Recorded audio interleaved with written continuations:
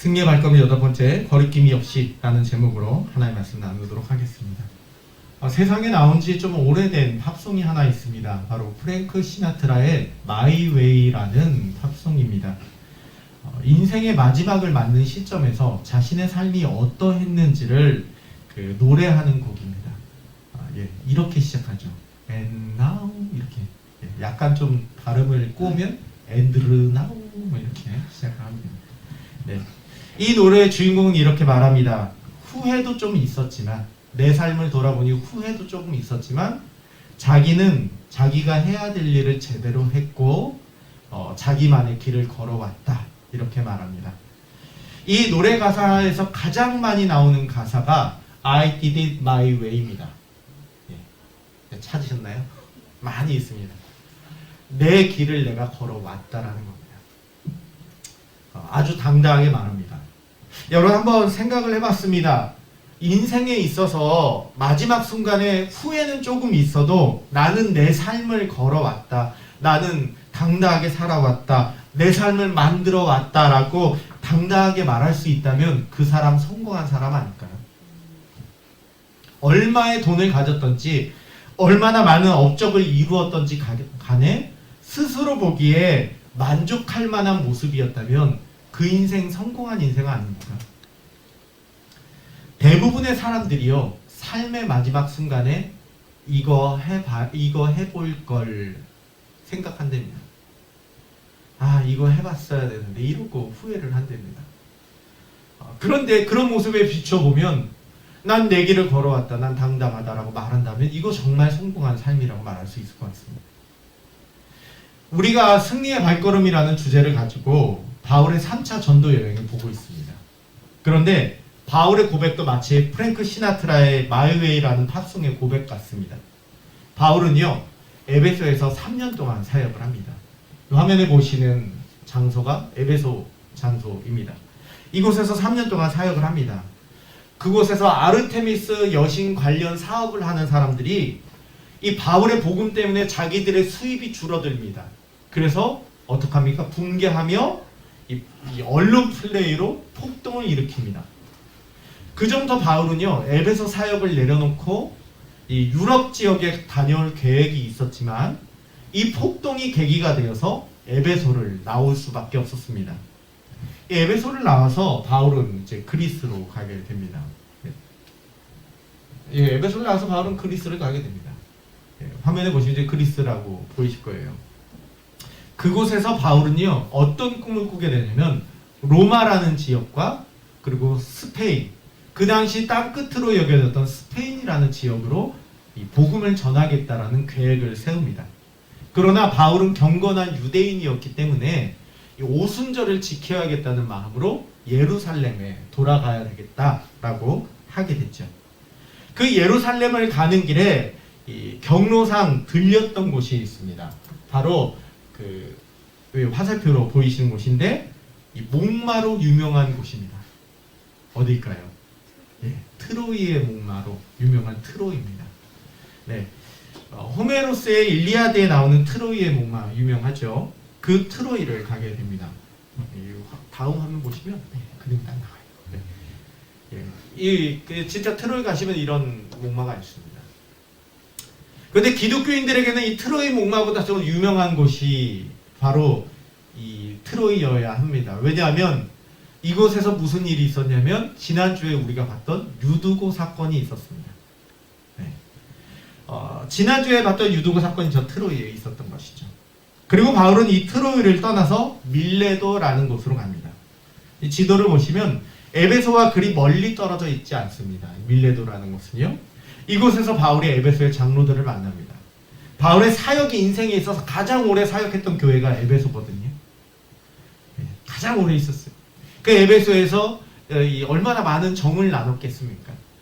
아무래도 모든 교인들을 만나고 싶었겠지만 현실적으로 불가능하니까 에베소의 장로들만 대표로 밀레도에서 만나는 것이죠. 그 밀레도는 이렇게 생겼습니다. 화면을 보시면 밀레도는 현재 이렇게 생겼어요.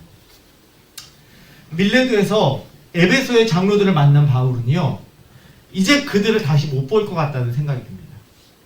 이게 오늘 보는 게 마지막이겠구나. 이런 생각이 듭니다.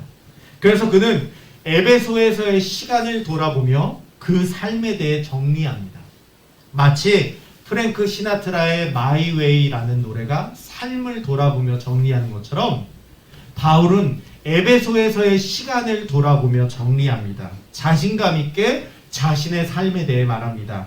그는 이렇게 말합니다. 내가 항상 여러분 가운데서 어떻게 행했는지 여러분도 안다라는 거예요. 또 이렇게 얘기합니다. 범사에 여러분에게 모본을 보였다는 거예요. 여러분, 바울의 말을 한번 보세요. 자신감이 넘치지 않습니까? 너희가 알지 않냐? 내가 어떻게 살아왔는지. 에베소에서 동거동락한 사람들 앞에서 하늘을 우러러 한 점 부끄러움이 없는 그런 모습처럼 바울이 얘기합니다. 내가 어떻게 살았는지 너희들 알지 않냐? 내가 너희들에게 모범 보여주지 않았냐? 저는 솔직히 여러분들 앞에서 이런 고백 못할 것 같습니다. 근데 이렇게 고백할 수 있다면 진짜 성공한 사람입니다. 여러분, 성공한 인생 10대는요, 성공한 아버지를 두면 성공한 거랍니다. 성공한 인생 20대는 학벌이 좋으면 성공한 인생이랍니다. 성공한 인생 30대는 좋은 직장 다니면 성공한 거랍니다. 성공한 인생 50대는 자녀가 공부 잘하면 성공한 인생이랍니다. 여러분, 성공한 인생 60대가 뭔지 아세요? 아직 돈을 벌고 있으면 성공한 인생이랍니다. 그리고 성공한 인생 80대는 본처가 밥을 차려주면 성공한 인생이랍니다. 그리고 성공한 인생 90대는 아침에 눈 뜨면 성공한 거랍니다. 네. 근데 여러분, 그게 성공한 인생이 아니라 바울의 삶이 진짜 성공한 삶이었습니다. 바울이 이렇게 말합니다. 26절 말씀이에요. 그러므로 오늘 여러분에게 증언하거니와 모든 사람의 피에 대하여 내가 깨끗하니 라는 거예요. 여러분, 모든 사람의 피에 대해 깨끗하다. 이게 무슨 얘기일까요? 구약에 에스겔이라는 책이 있습니다. 에스겔서라는 책이 있어요. 그 책을 배경으로 합니다.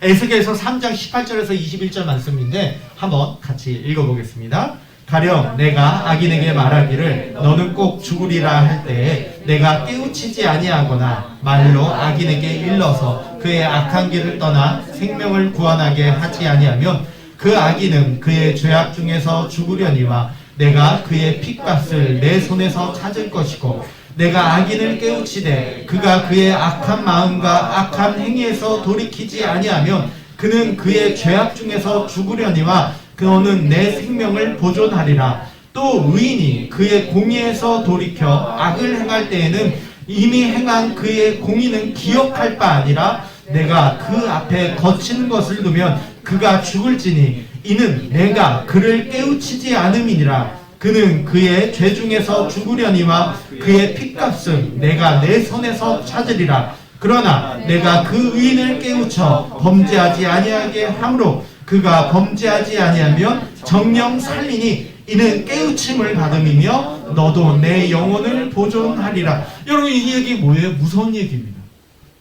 하나님이 뭐라 그러시냐면요, 다시 한번 정리해 드릴게요. 무슨 얘기 하냐면 여러분 주변에 악인이 있어요. 그 악인한테 그렇게 살면 안 되라고 얘기를 여러분이 했어요. 그럼에도 불구하고 악인이 그렇게 살아요. 그럼 하나님이 그 악인은 심판하시지만 여러분은 심판 안 하신답니다. 근데 여러분 주변에 악인이 있는데 그렇게 살면 안 되라는 말 굳이 못하러 해. 안 하면 악인은 심판받을 것이고 여러분에게서 하나님이 그 핏값을 찾겠다는 거예요. 의인도 마찬가지입니다. 의인이 잘못 엇나갈 때 뭐 굳이 내가 얘기할 게 뭐가 있어. 이럴 때 의인이 끝끝내 잘못 나가면 하나님은 여러분에게서 핏값을 찾겠다는 거예요. 무서운 얘기. 그런데요, 한번 바울을 보세요. 바울이 아까 뭐라 그랬죠? 모든 사람의 피에 대해서 내가 깨끗하대요. 엄청난 자신감이죠. 모든 사람의 피 앞에서 내가 깨끗하다는 것, 이거 누가 평가해 줍니까? 하나님이 평가하시는 거예요. 하나님의 평가를 빼고 말할 수 없는 얘기예요. 결국 이 얘기는 뭡니까? 여러분, 하나님 앞에서 떳떳한 삶이라는 거예요. 죄인이 아니라는 말은 아니에요. 바울도 죄인이죠. 하지만 하나님 앞에서 인정받은 삶이라는 거예요. 여러분, 이게 바울의 삶이라는 거예요. 여러분, 이게 진짜 승리한 삶 아닙니까? 아침에 눈 뜨면 승리한 삶이 아니고, 직장이 있으면 승리한 삶으로 인정받는 게 아니고, 이게 진짜 승리한 삶 아닙니까? 절대자인 하나님 앞에서 인정받는 삶. 여러분이 그런 삶이 되시기 원합니다. 도박장에서 주사위 잘 굴려서 돈 많이 버는 게 승리한 삶 아니고요. 직장에서 내 밑으로 다 모여라고 얘기할 수 있는 게 승리한 삶이 아닙니다. 어제 로또 1등 당첨자가 약 17억을 받는다고 합니다. 그거 승리한 삶 아닙니다. 상속세를 무려 10조 원이나 물려줄 정도로 많은 재산 가지고 있어도 살아있을 때 재산이지 죽으면 유산입니다. 하나님 앞에 인정받는 삶은 그 삶이 진짜 승리한 삶입니다. 어떻게 하면 하나님 앞에 인정받는 진짜 승리한 삶, 바울처럼 진짜 하나님 앞에 인정받는 승리의 발걸음이 될 수 있을까요? 여러분, 어떻게 하면 우리가 승리의 발걸음이라는 주제로 말씀을 보고 있는데 진짜 승리의 발걸음을 걸어가는 사람이 될 수 있을까요? 본문은 우리에게 그 답을 알려줍니다. 그것이 무엇이냐면 사명을 붙드는 것입니다. 사명을 붙드는 것입니다. 바울의 고백을 한번 보십시오. 그는 자신이 에베소에서 살아온 삶에 대해서 18절에서 21절을 통해 이렇게 얘기합니다. 장로들이 왔어요. 그들에게 말합니다. 아시아에 들어온 첫날부터 지금까지 내가 항상 여러분 가운데서 어떻게 행하였는지 여러분도 압니다. 모든 겸손과 눈물이며 유대인의 관계로 말미암아 당한 시험을 참고 주를 섬긴 것과 유익한 것은 무엇이든지 공중 앞에서나 각집에서나 거리낌이 없이 여러분에게 전하여 가르쳤고 유대인인과 헬라인에게 하나님께 대한 회개와 우리 주 예수 그리스도에 대한 믿음을 증언한 것이죠. 그가 에베소에서의 살았던 삶이 어떤 삶입니까? 사명을 붙드는 삶이었습니다. 열심히 살았습니다. 열심히 달려갔습니다. 아무 목표 없이 달려간 삶이 아니었습니다. 다람쥐 쳇바퀴 돌듯이 다 살아갔던 삶이 아니었습니다. 그에게는 명확하게 사명이라는 것이 있었습니다. 그리고 그는 이제 예루살렘으로 갈 삶을 준비합니다. 거기서 바울은 사명을 붙들 겁니다. 22절에서 24절 말씀을 보니 예루살렘에서 무슨 일이 일어날지 모르냅니다.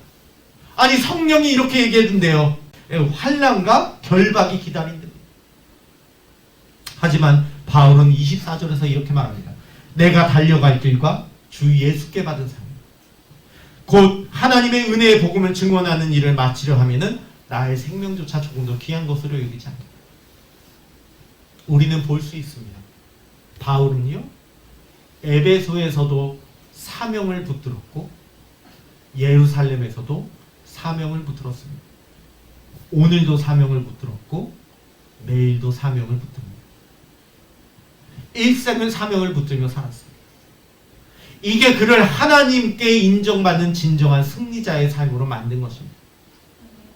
특별히 다시 볼 구절이 있습니다. 26절, 27절 말씀입니다. 여러분 26절, 27절 한번 눈을 크게 뜨시고 보시기 바랍니다. 그러므로 오늘 여러분에게 증언하거니와 모든 사람의 피해에 대하여 내가 깨끗하니 이는 내가 꺼리지 않고 하나님의 뜻을 다 여러분에게 전하였습니다.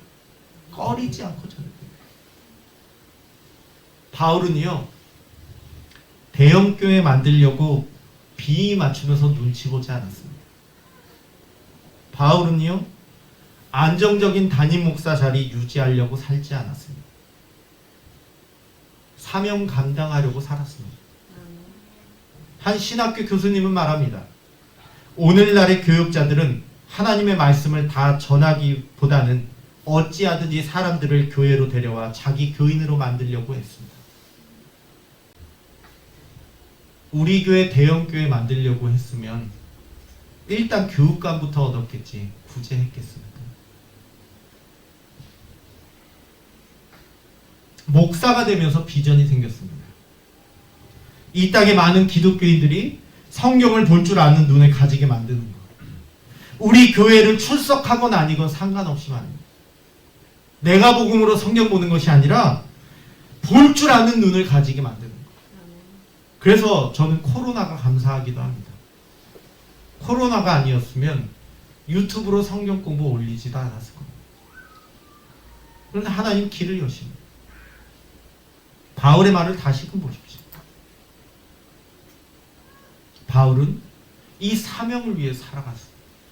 여러분, 사명을 놓을 때 교회는 무너집니다. 대형 교회를 만들려고 목표하게 될 때 교회는 무너집니다. 성도수 늘리려고 목표하게 될 때 교회는 무너집니다. 유명한 목사 되려고 할 때 교회는 무너집니다. 사명을 붙들 때 교회는 세워집니다. 그 목적을 붙드십시오. 하나님이 나중에 칭찬하실 만한 성도 되시길 소망합니다. 같이 기도하겠습니다.